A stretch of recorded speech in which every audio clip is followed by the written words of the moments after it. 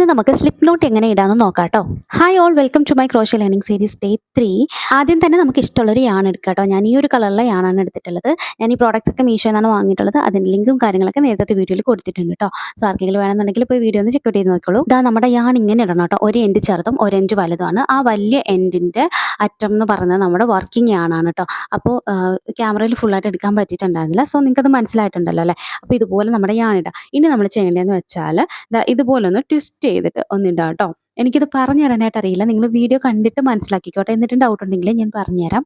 So ഇതുപോലെ ഇടുക. എന്നിട്ട് അപ്പോഴത്തേക്കൊരു നമുക്കൊരു റൗണ്ട് കിട്ടുമല്ലോ. അതിനകത്തേക്ക് നമ്മുടെ 2 വിരലിടുക. എന്നിട്ട് വർക്കിംഗ് ആണിൻ്റെ എൻഡ് ഇതുപോലെ അകത്തേക്ക് പിടിക്കുക.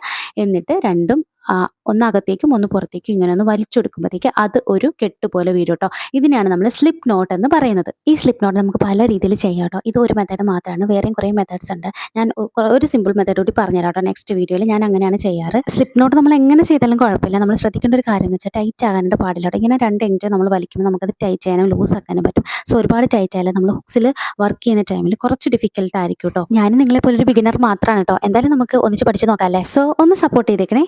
ബൈ.